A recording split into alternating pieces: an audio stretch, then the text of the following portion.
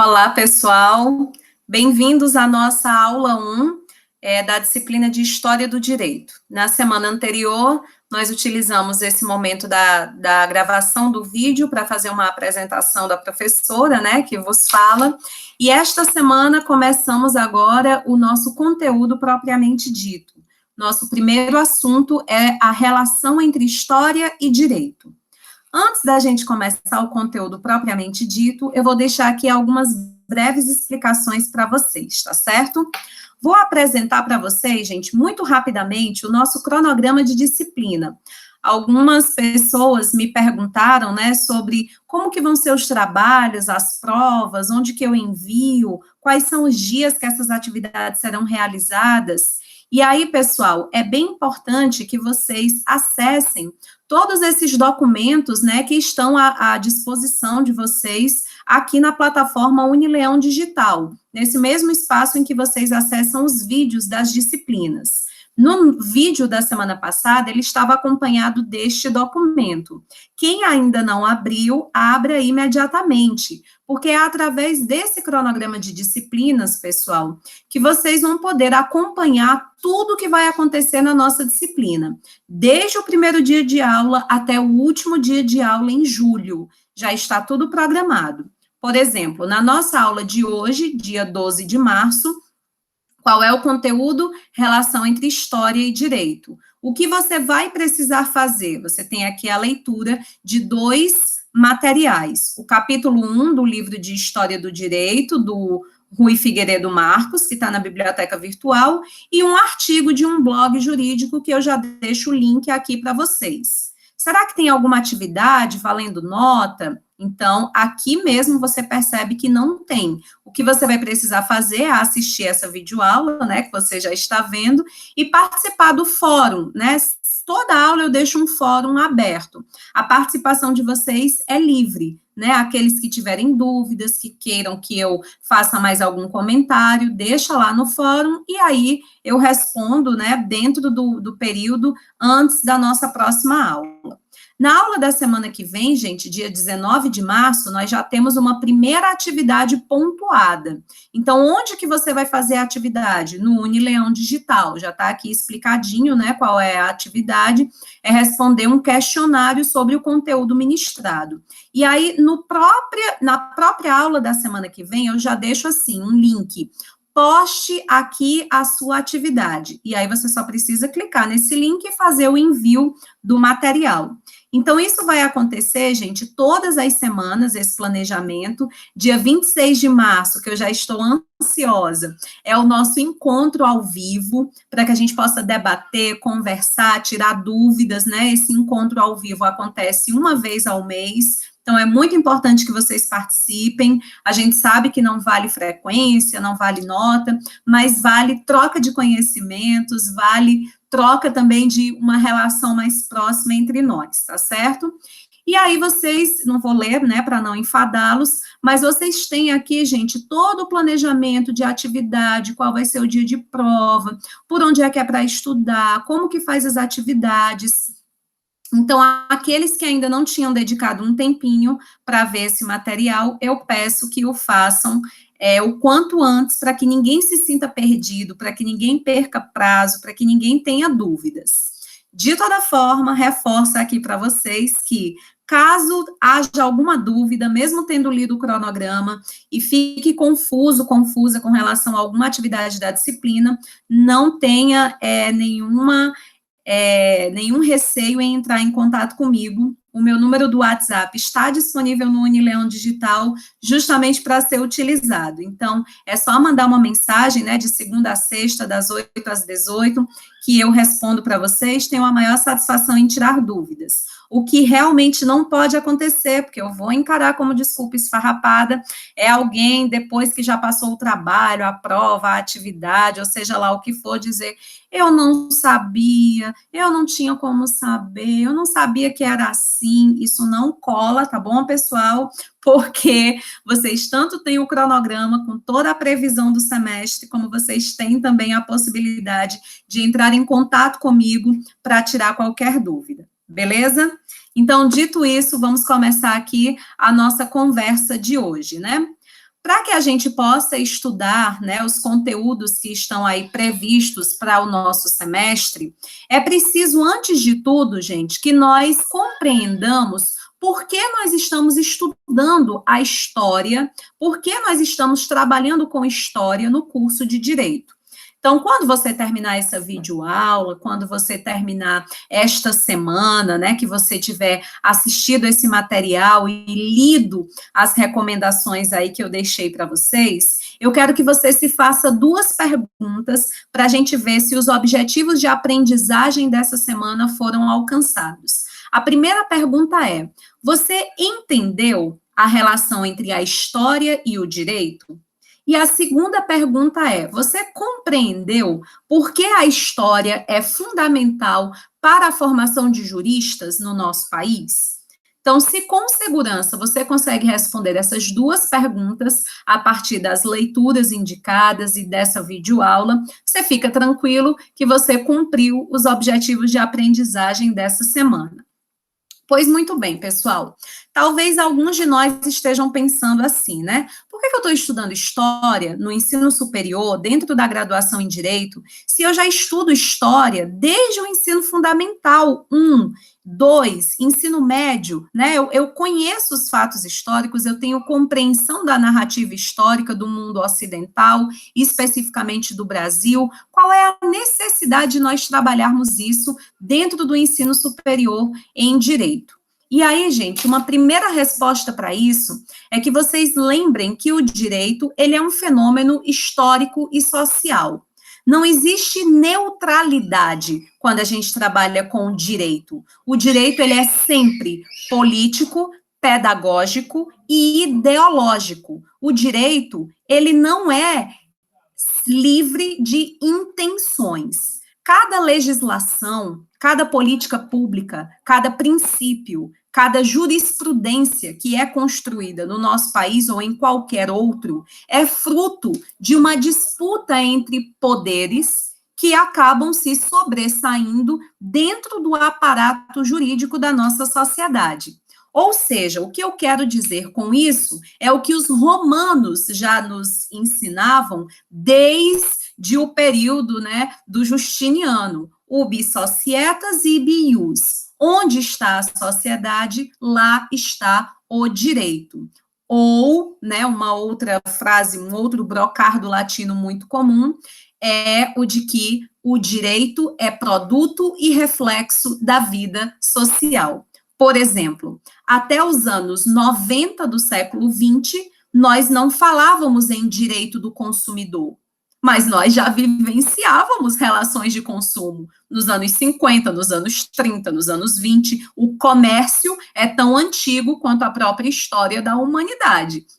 No entanto, nós não tínhamos um ramo do direito específico aqui no Brasil, com leis, com doutrinas, com princípios, para regular essas relações de consumo, essa relação do consumidor com o sujeito que vende produtos ou que presta serviços. Então, como o direito é produto e reflexo da vida social, a partir dos anos 70 do século XX, quando essas relações consumeristas, né, o Brasil já como um país urbano, a maior parte da população do país vivendo em cidades, as relações comerciais se tornando cada vez mais intensas, mais presentes, o desenvolvimento da prestação de serviços, o surgimento da internet, tudo isso pressiona o legislador, pressiona o judiciário, pressiona o sujeito que trabalha com o direito a regulamentar essa relação que está em evidência na sociedade.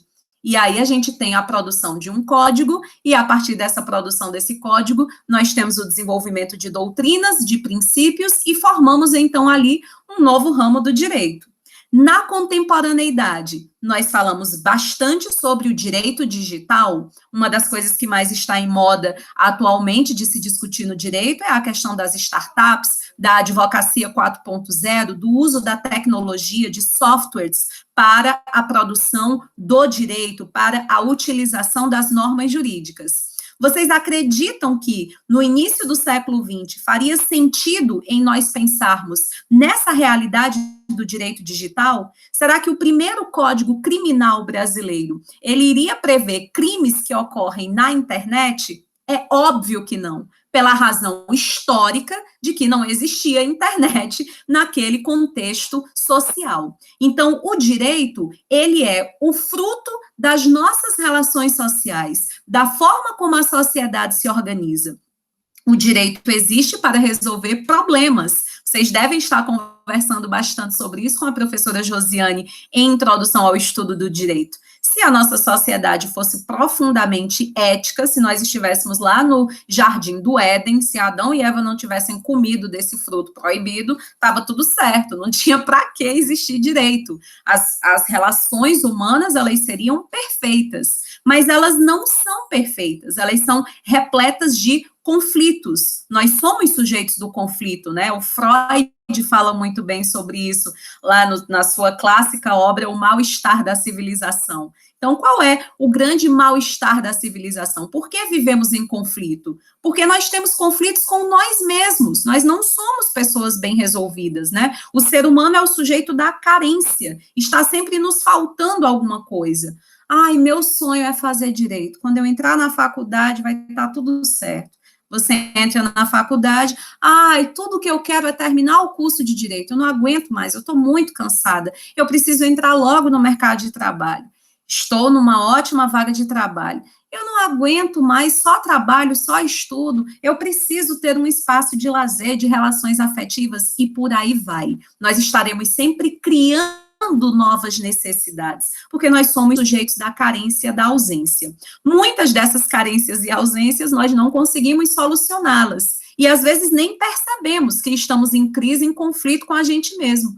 Então a gente acaba criando conflito com o outro, com o nosso semelhante, e esses conflitos precisam ser solucionados para que nessa sociedade nós tenhamos o mínimo possível de paz, de equilíbrio e de harmonia. É aí que entra o direito enquanto a ciência que vai regular essa vida social. Só que se eu estudo o direito limpo, seco, sacudido, considerando-o como algo neutro, né, aquela pessoa que entra bem inocente no curso de direito, eu achava tão fofinho quando a gente via os alunos do primeiro semestre, né, quando nós estávamos presencialmente lá na Unileão, o pessoal, para economizar as roupas de ir para festa, né, as roupas de ir para o shopping, aquela coisa toda, fazia logo uma farda. Típica escolha, né, do início da faculdade. Vamos fazer uma blusa, porque aí a gente vai com a blusa, né, e economiza as roupas. Beleza, ótimo, sustentável, inclusive. E aí o pessoal gosta, obviamente, se é curso de direito, tem que ter um desenho lá da deusa Têmis, né, tem que ter uma balança, uma justiça cega, senão a pessoa não tem nem graça, né? Então, sempre tinha um símbolo jurídico na camisa e muitas vezes uma frase. E uma frase que sempre me chama a atenção quando o pessoal de primeiro semestre escolhia era a seguinte, eu acho que achavam bem bonita, né, essa expressão. Hoje faço direito, amanhã farei justiça. E aí eu acho que a pessoa escuta isso no primeiro semestre, vê essa frase, né, dá uma gugada, vê essa frase, acha massa e diz, isso é uma frase decente para eu andar na rua, para mostrar para o povo que eu faço direito e que amanhã eu vou fazer justiça. E a gente esquece, né, que nós precisamos refletir essa frase com muita criticidade, com muita análise.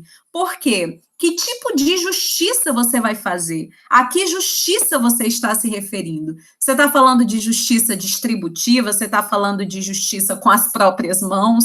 Você está falando de justiça social? Você está falando de qual justiça? Não existe uma ideia de justiça pura e neutra, a justiça é sempre boa. Nós estamos aí diante de uma crise no Poder Judiciário que demonstra claramente uma imensa intercorrência de erros, pessoas condenadas, julgadas por crimes que não cometeram. Nós encontramos uma vasta questão de insegurança jurídica, né? As decisões sendo modificadas a todo instante. Nós encontramos uma estreitíssima relação entre política e direito, poder econômico e direito. Aquele sujeito que tem mais capital, que é detentor de status social, acaba sendo tratado pelo direito de uma forma diferenciada daquele que faz parte dos estratos mais baixos da sociedade. E quando o processo se cumpre por inteiro, se diz que aconteceu justiça. Mas a gente precisa ter muita clareza de que não necessariamente a instrumentalização do direito, o cumprimento do devido processo legal, vai nos trazer como resultado a paz, o bem social, o equilíbrio das relações. Muito pelo contrário. A depender de como esse direito será interpretado e aplicado, nós podemos estar contribuindo para a piora da vida social, é para o acirramento das desigualdades, é para o acirramento da miserabilidade, é para o acirramento de preconceitos.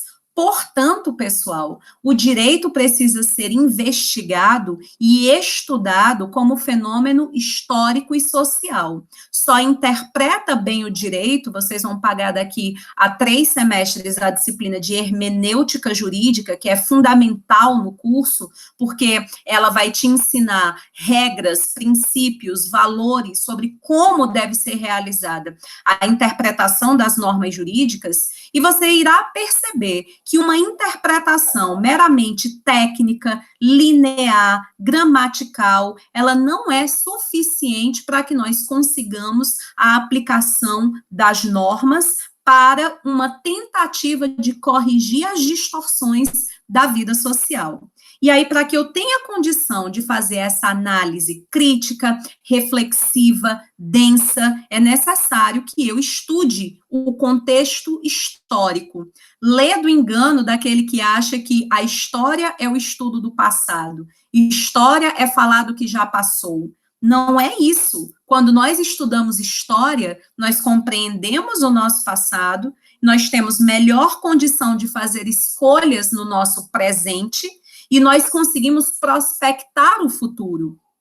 Senão a gente vai viver o que o Cazuza, né, profetizou, um museu de grandes novidades. As pessoas resgatando, né, trazendo, nossa, uma ideia genial, aquilo ali já aconteceu, já foi aplicado, deu errado, não foi uma boa escolha, e nós estamos repetindo isso novamente. Por quê? Porque nós não temos conhecimento da história, nós não reconhecemos o papel da memória como um patrimônio indispensável, extremamente relevante, para que, de fato, nós possamos entender o direito.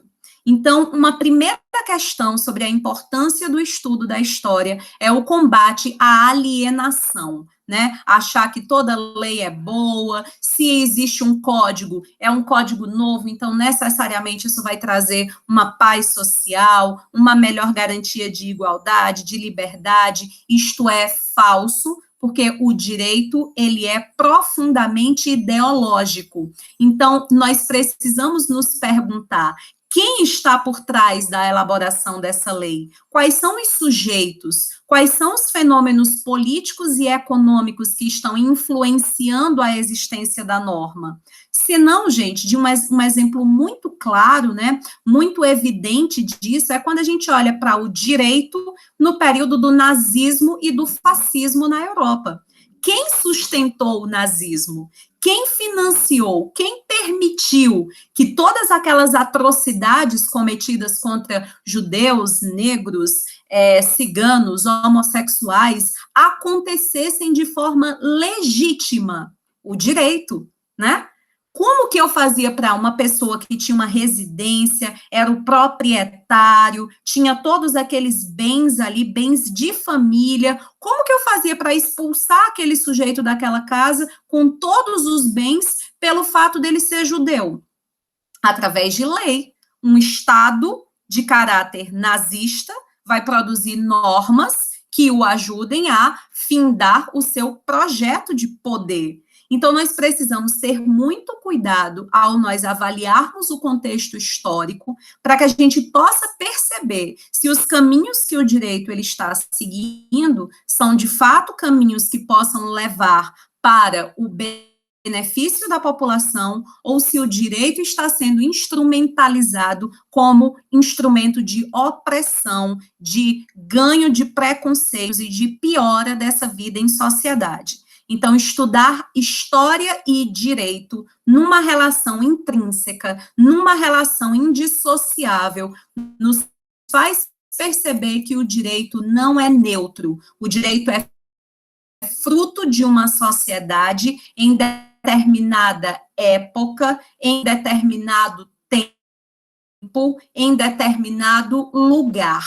E ele precisa ser investigado para além das aparências, justiça e de legalidade. Porque nós podemos ter, numa lei, num princípio, numa decisão judicial, inúmeros disfarçados de algo legítimo. Então, o estudo da história abre os nossos olhos para um caminho que não é de alienação.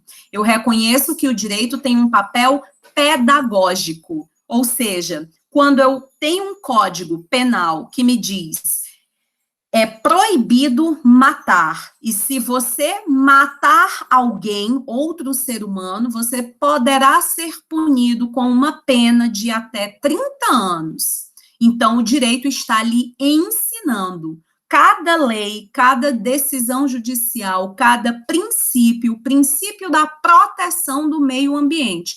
O meio ambiente tem que ser protegido, de forma que nós tenhamos ações preservacionistas e conservacionistas. É o direito lhe ensinando que é seu dever contribuir para um meio ambiente ecologicamente equilibrado. Em resumo, o direito tem um papel pedagógico. Ele nos ensina quais são os comportamentos permitidos. Ele nos ensina que tipo de ações nós precisamos ter para construir a sociedade que desejamos. E qual sociedade nós desejamos, Francilda? Porque eu desejo uma sociedade armamentista, e o meu colega aqui deseja uma sociedade não armamentista. Como que eu vou saber qual é a sociedade que nós desejamos? Nós encontramos o tipo de sociedade de forma clara na Constituição Federal de 88, a Carta Magna, a Carta Suprema, a principal legislação do país, a qual todas as outras devem se submeter. E que tipo de sociedade a Constituição Federal de 88 elegeu? Uma sociedade livre, justa e solidária. É isso que está consagrado na Carta Constitucional de 1988. Então, tudo aquilo que puder contribuir para uma sociedade livre, justa e solidária, nós precisaremos garantir por meio de todo o aparato jurídico. Só que liberdade, justiça, equidade são conceitos extremamente subjetivos, filosóficos e que, portanto, vão depender de uma análise histórica. A ideia de liberdade no século XXI é completamente da ideia de liberdade do início do século XIX. Por quê? Porque nós estamos em tempos, em momentos, em sociedades diferentes. É por isso que, estudando história, a gente evita a alienação de dizer, olha, nos Estados Unidos, aquela lei, ela é muito eficiente, a gente devia fazer igualzinho no Brasil. Quando a gente estuda história, a gente tem a compreensão de que o direito, enquanto esse fenômeno social, cultural, ele depende das características históricas da nossa sociedade para que uma norma verdadeiramente funcione aqui. Senão a gente copia de um direito comparado, um direito alienígena, estrangeiro, e a gente não consegue pôr em prática na nossa nação, porque o nosso contexto histórico é muito diferente daquela realidade.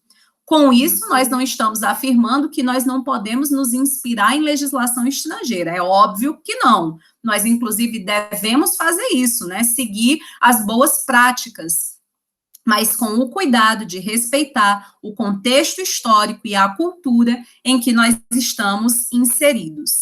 E uma última razão para que a gente possa encerrar aqui a nossa conversa dessa semana é a gente pensar, gente, na formação de juristas e não de meros operadores do direito. Quando nós estudamos história, nós estamos investindo em um conhecimento crítico, reflexivo, que te amplia na capacidade de análise, de síntese, de debate. Você simplesmente não decorou a lei. Ah, eu sei os artigos do Código Florestal todos decorados. E você compreende o contexto em que ele foi feito? Você sabe as razões pelas quais ele foi substituído, né? A gente tem um novo Código Florestal a partir do ano de 2012. Você compreende os impactos políticos e econômicos que permearam aquela discussão? Então, isso vai diferenciar, vai separar o joio do trigo. O joio, eu vou dizer que são os operadores do direito. São aqueles sujeitos incapazes de refletir sobre a norma jurídica. Eles até conseguem aplicar a norma, né, advogar, ser juiz, promotor, isso não impede de ocupar nenhum cargo, nenhuma função dentro do judiciário, por exemplo, mas vai impedir que o funcionamento desse direito seja de fato científico, seja de fato um conhecimento acadêmico, porque o sujeito vai ter análises tão superficiais, tão banais do fenômeno, que o direito, portanto, vai resultar mal aplicado. Então, a grande diferença entre o operador do direito e o cientista do direito, o jurista, que é aquilo que nós desejamos que vocês sejam, é que o jurista, ele tem o conhecimento histórico, político, econômico, social do fenômeno jurídico. Ele não é um mero decorador de normas, ele sabe como as normas funcionam, ele reconhece o caráter ideológico do direito. O que é que se transforma em lei no nosso país? É aquilo que vence essa disputa entre poderes. Veja que algumas leis demoram décadas, demoram séculos até serem realizadas, enquanto outras, em caráter instantâneo, estão ali prontinhas. Por que será, gente? Será que algumas leis, elas são pressionadas por sujeitos que são detentores do capital, que têm maior influência política, que têm maior poder econômico, e por isso algumas legislações deslancham, enquanto que outras são debatidas e não saem do papel? Será que ninguém para se perguntar sobre isso? E outra coisa, será que no Brasil nós só conseguimos resolver problemas através de leis?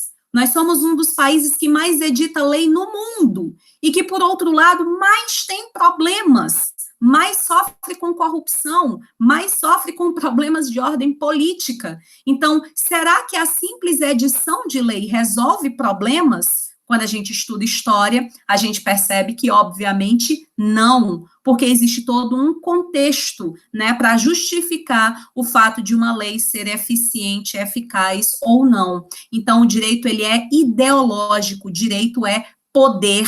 A partir do direito, você pode proibir alguém de fazer algo ou exigir que se faça algo. O direito, portanto, é um grande instrumento de poder dentro da sociedade. E o direito é profundamente político. Nós não estamos mais no absolutismo monárquico, né, em que o rei diz, isso é lei e pronto, e acabou-se a minha vontade, o rei sou eu, Deus sou eu. Não, o direito é fruto de debate, o direito é fruto de políticas, né, de interesses diferentes, subjetivos, dentro de uma sociedade bastante multifacetada, bastante complexa. Então, quando a gente estuda história, nós reconhecemos também essa herança política do direito.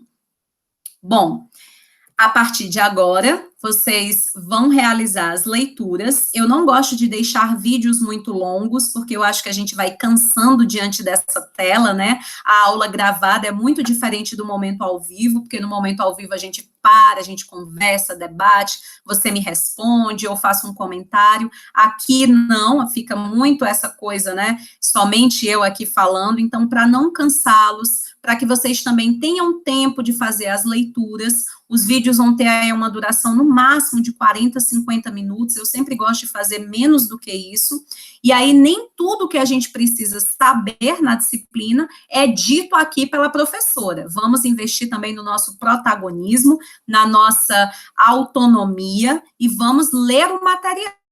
Então, não se confia que tudo que eu preciso saber, ela falou, eu já ouvi, tá tudo certo. Nananina, não, né? Você está aqui como protagonista do seu conhecimento. Agora, você vai ler as indicações que estão no cronograma da disciplina, e eu estou deixando também 2 vídeos curtinhos, muito interessantes, para que a gente reflita a importância do estudo da história no direito, a importância da formação de intelectuais no direito.